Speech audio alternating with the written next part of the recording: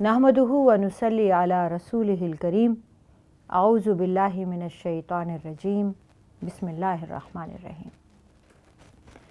अज़ीज़ान गिरामी, हम वाक़या इफ़्क पे बात कर रहे थे।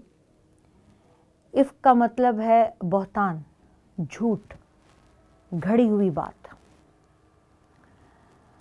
अल्लाह के हबीब की ज़ौजा पर, और ज़ौजा भी वो जो ख़ुद अल्लाह को भी हबीब हैं।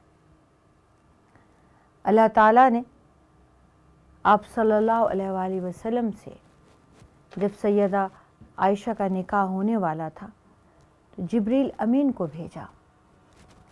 जिब्रील अमीन ने हज़रत आयशा के साथ निकाह का पैगाम इस तरह से दिया कि छोटा सा एक तोहफ़ा है, कंबल में लिपटा हुआ,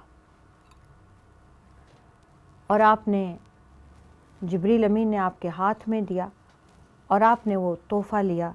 उस कंबल को खोला तो अंदर सैयदा आयशा थी, जो एक बच्ची की सूरत में थी। जब आप सल्लल्लाहु अलैहि वसल्लम से इनका निकाह हुआ तो ये 6 साल की बच्ची ही थी। और हज़रत अबू बकर सिद्दीक़ को आपने अपना दोस्त और भाई माना हुआ था। तो जब जिब्रील अमीन ने आपको निकाह का बताया तो आपके जहन में सबसे पहली बात ये आई कि अबू बकर सिद्दीक़ मेरे भाई हैं, मैंने उन्हें मुंह से भाई बोला है और ये इस हिसाब से मेरी भतीजी लगेंगी। तो इन्हें जिब्रील अमीन के ज़रिए अल्लाह ताला ने रसूल पाक सल्लल्लाहु अलैहि वसल्लम को इस बात से आगाह किया कि अय्याम जाहिलियत की ये रस्म कि मुंह बोले रिश्ते हकीकी रिश्ते नहीं होते,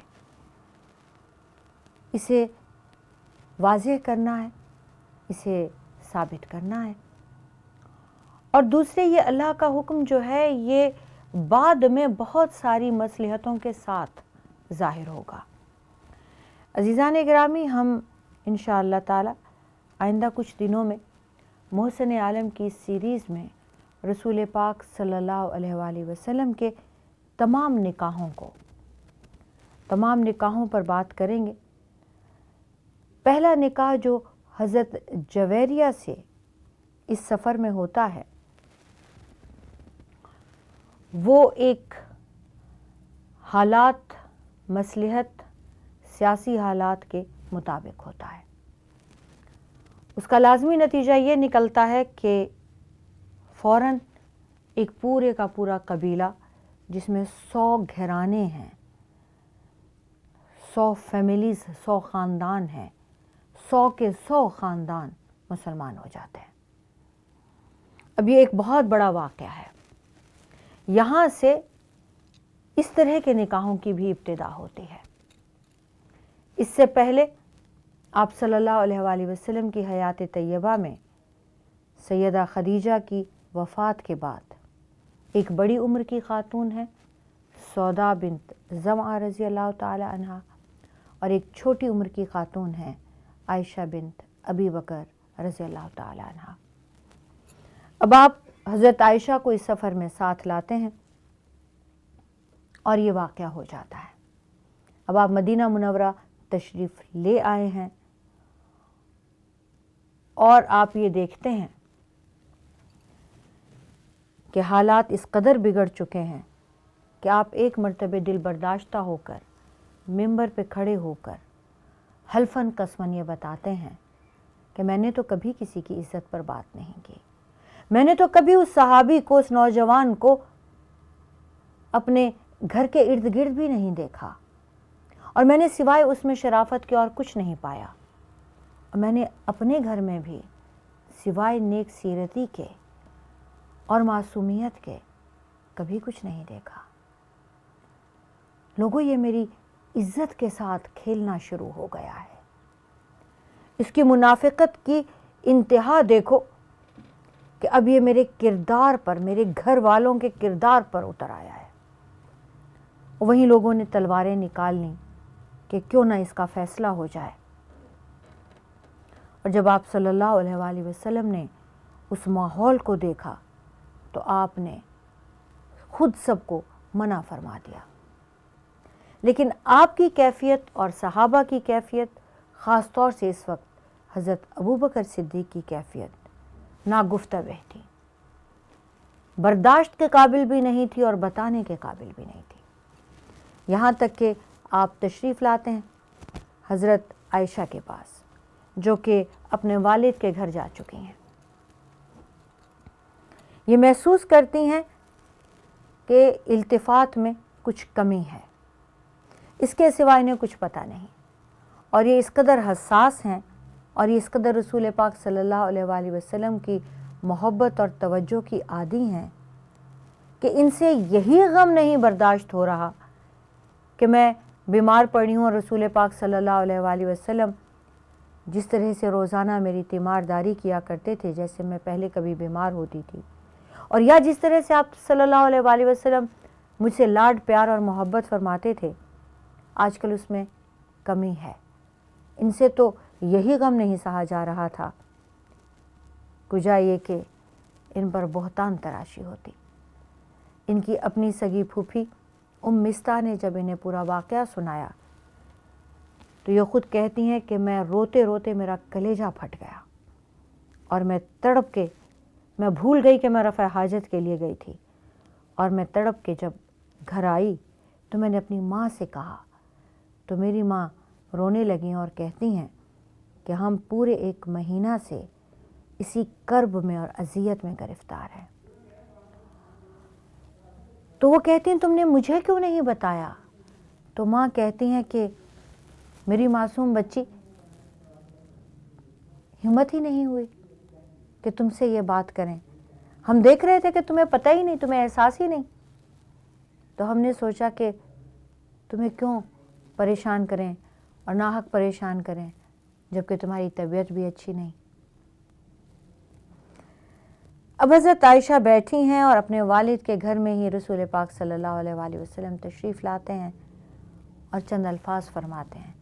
آپ کلمہ شہادت پڑھتے ہوئے یہ فرماتے ہیں کہ میں نے یہ باتیں لوگوں سے سنی، اور عائشہ اگر آپ بری ہیں، بے قصور ہیں، تو اللہ تعالیٰ آپ کی براءت، بے قصوری خود ظاہر فرما دیں گے.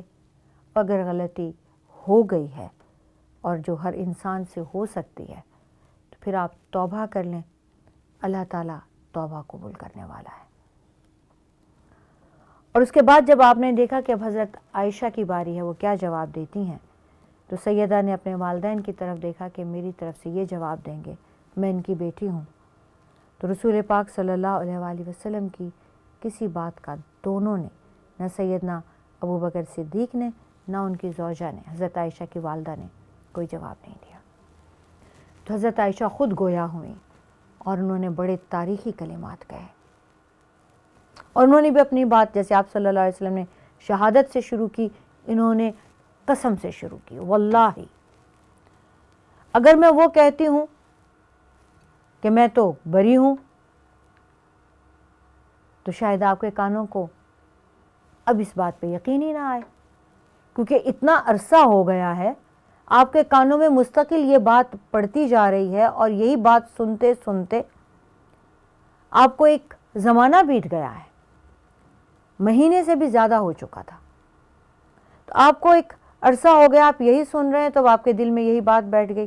اب اگر میں کہہ دوں کہ ہاں میں نے یہ کیا ہے جو کہ میں نے نہیں کیا، تو شاید آپ کو ٹھیک لگے، اور اگر میں کہوں کہ نہیں میں تو بالکل بے گناہ ہوں اور رب جانتا ہے میں بے گناہ ہوں، تو شاید آپ کو ٹھیک نہ لگے.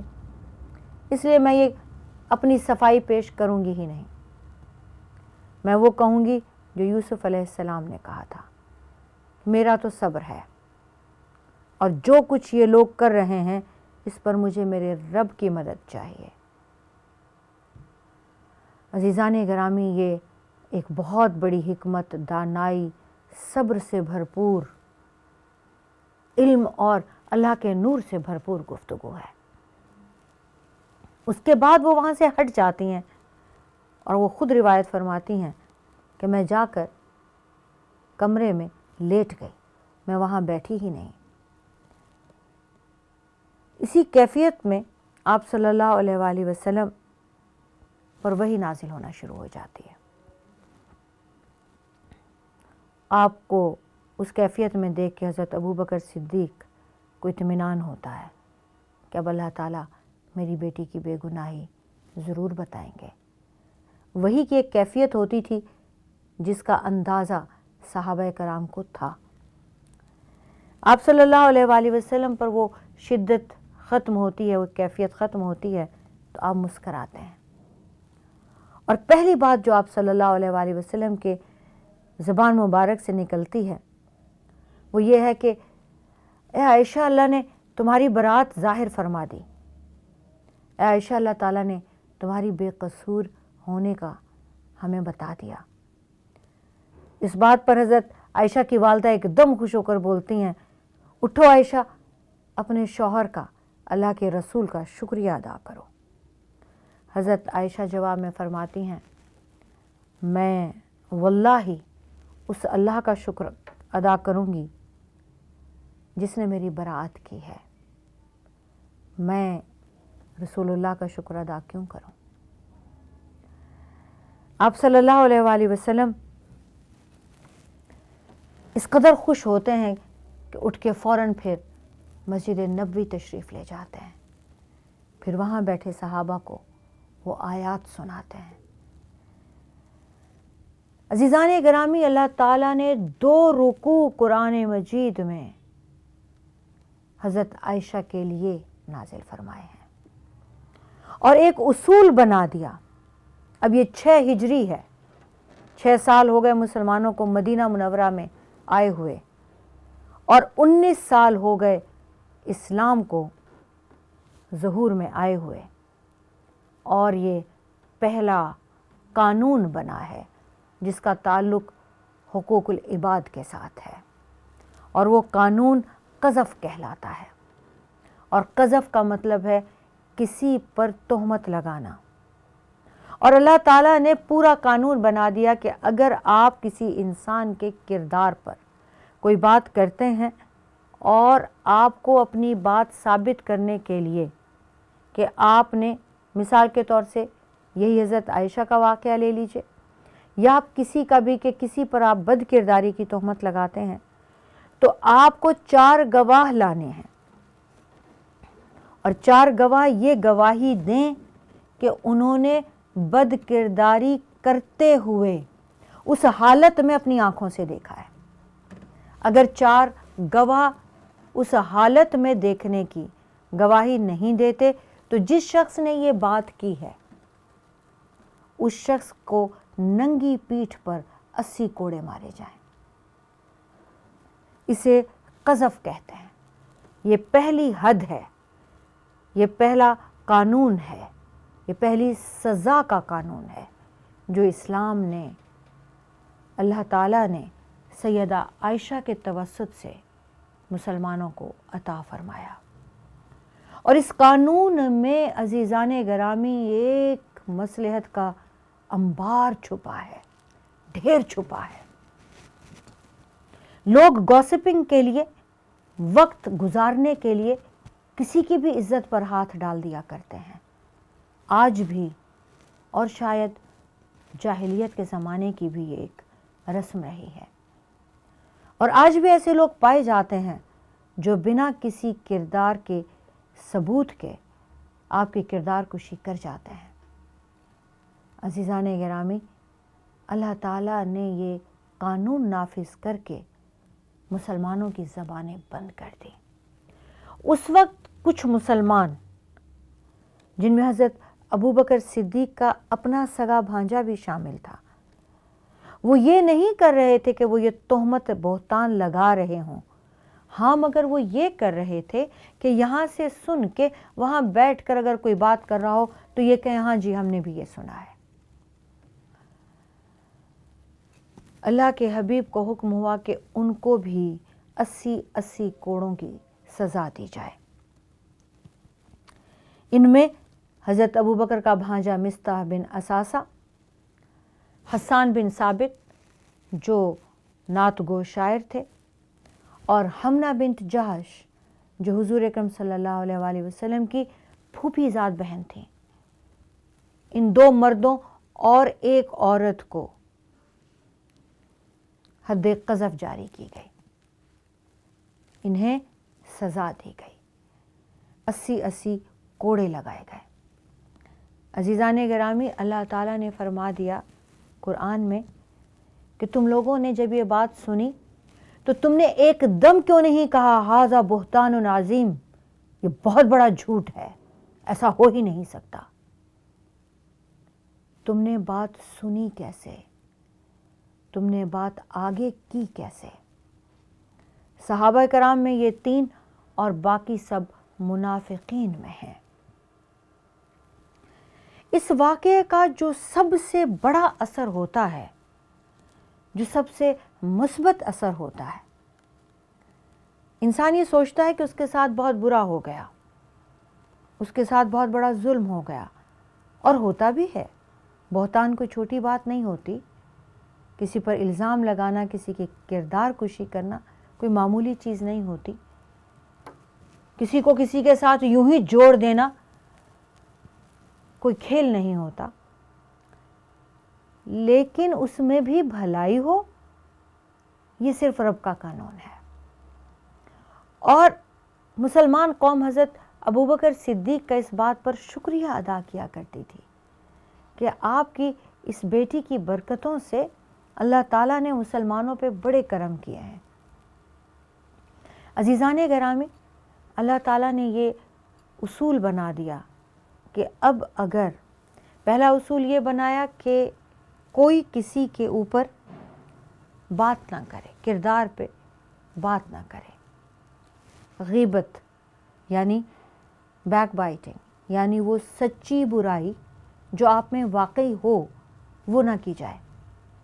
دوسرا اصول بتا دیا، کوئی تجسس نہ کرے، آپ کو کسی کی برائی ڈھونڈنے کی اجازت نہیں ہے۔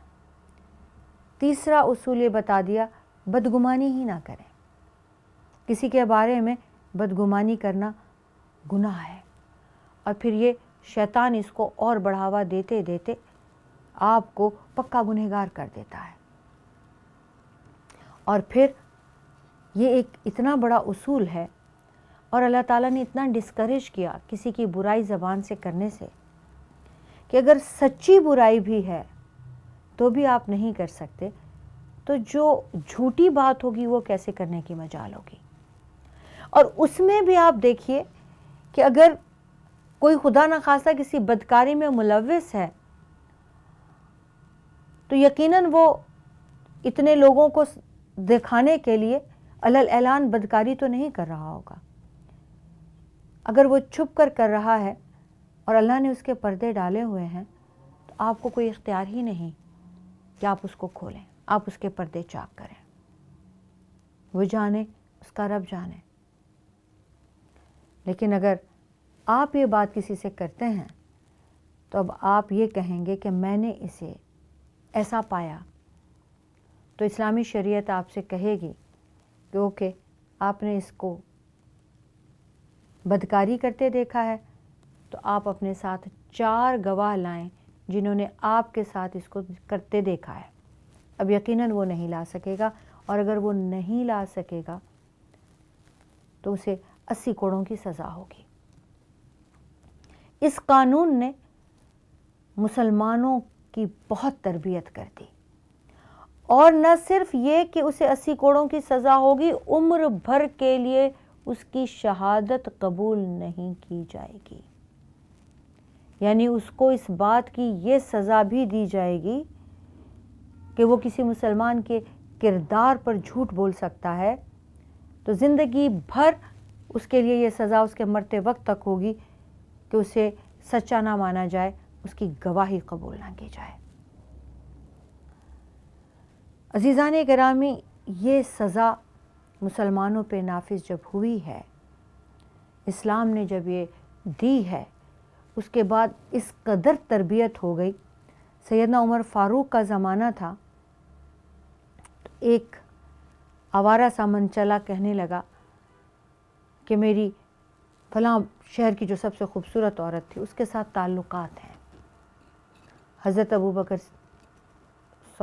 حضرت عمر کہنا تھا، میں دوبارہ کہتی ہوں. حضرت عمر فاروق نے انہیں بلوایا اور ان سے پوچھا کہ تم کیا یہ کہتے پھرتے ہو کہ تمہارے کسی عورت کے ساتھ ناجائز تعلقات ہیں؟ تو کہتے ہیں ہاں.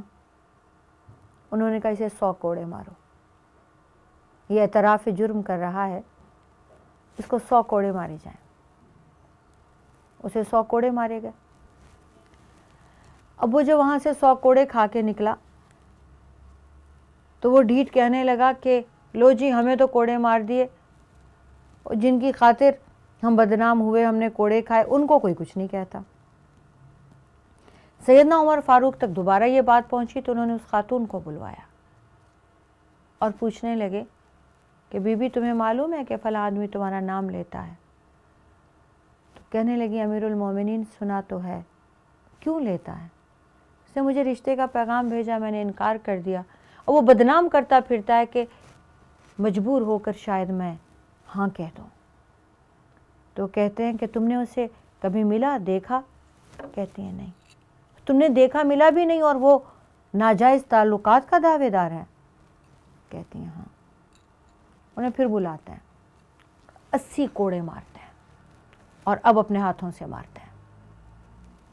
اسی طرح سیدنا عمر فاروق نے ایک مرتبہ اپنے صاحبزادے کو 80 کوڑوں کی سزا قذف کی تھی، اور جب سزا کہی تو اس وقت وہ ٹھیک تھے، اور جس زمانے میں انہوں نے بلایا سزا کے لیے دن مقرر ہوتا تھا تو وہ بیمار تھے. سب صحابہ نے کہا امیر المومنین رک جائے، یہ ٹھیک ہو جائے تب کوڑے مار لیجیے گا، کہیں مر نہ جائے. تو حضرت عمر فاروق نے یہ حکم دیا اسے کوڑے مارے جائیں، اگر یہ مر جائے مرے ہوئے پہ پورے کیے جائیں، مگر 80 کوڑوں کی سزا دی جائے گی. عزیزان گرامی، اس سے جو سب سے بڑا فائدہ ہوا وہ یہ ہوا کہ 6 سال سے جو زندگی تنگ کر رکھی تھی مسلمانوں کی منافقین کے سردار عبداللہ بن ابی بن سلول نے، اس کے بعد وہ سر نہیں اٹھا سکا. اللہ تعالیٰ نے اس کی منافقت کو، اس کی بدکرداری کو اس قدر عام کیا کہ وہ رسوا ہو گیا، ذلیل ہو گیا، اور پھر اس نے مرتے وقت تک سر نہیں اٹھایا. لوگ اس کی طرف دیکھتے تھے، منہ پھیر لیتے تھے، تھوک دیتے تھے، نفرت سے منہ پھیر لیتے تھے. اس کو اپنی اتنی حقارت، اتنی بے عزتی، اتنی تذلیل مرتے وقت تک پھر اس نے اس قابل نہیں کیا کہ وہ سر اٹھائے اور اب دوبارہ کسی سازش کا سوچ بھی سکے.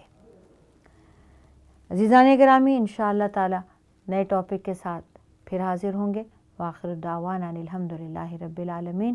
السلام علیکم ورحمۃ اللہ وبرکاتہ.